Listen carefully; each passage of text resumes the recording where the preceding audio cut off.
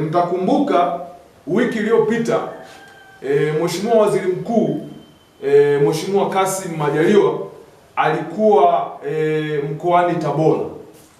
Alitoa kauli ambayo imeibua mjadala mkubwa katika jamii yetu na hasa kwa vijana wa Kitanzania ambao ni wasomi.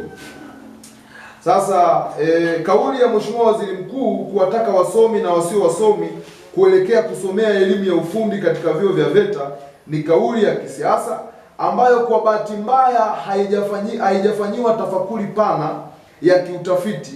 Kauli hii inatoa majibu ya haraka yasiyozingatia kwa kina hali halisi ya uchumi wa nchi, uwezo wa viwanda, mahitaji ya soko la ajira na mustakabali wa maendeleo ya taifa kwa ujumla. Nyinyi mtakumbuka kauli kama hizi zinatolewa na kiongozi ambaye moja ndio mtendaji mkuu wa shughuli za serikali, lakini waziri mkuu pia wizara yake wizara yake ndio inayohusika na masuala ya vijana, ajira pamoja na kazi.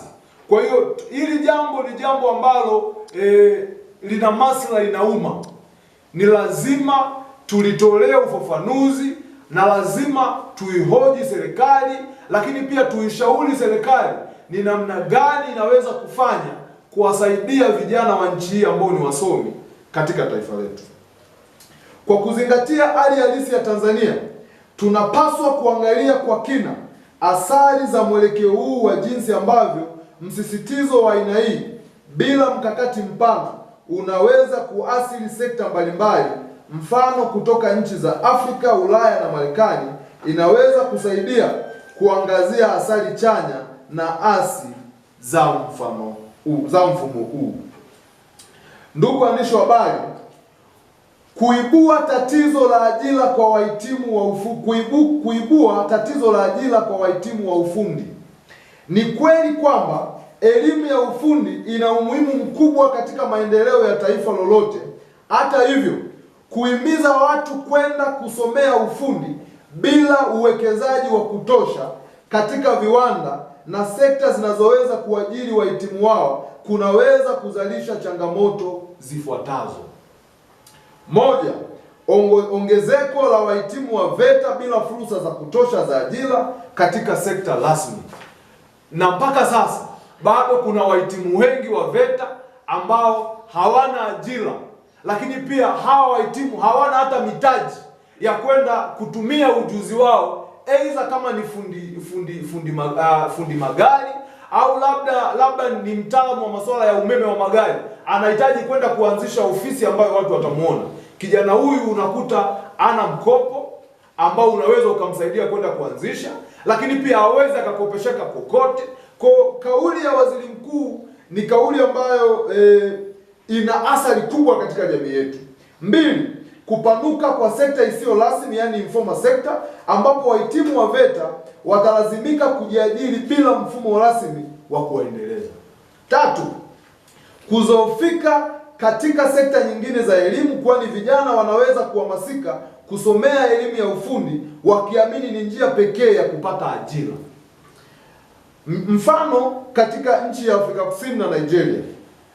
Afrika Kusini ilianzisha programu ya elimu ya ufundi kama sehemu ya ajenda yake ya kukuza ujuzi, yani Skills Development Act ya mwaka 1998.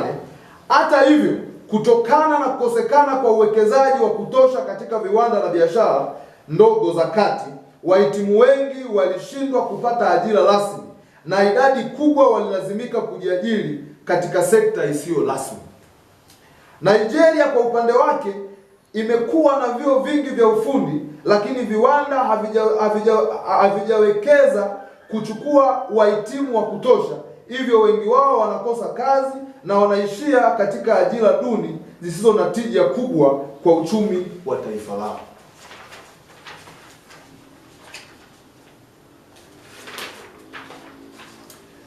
Na mfano nchi kama Ujerumani.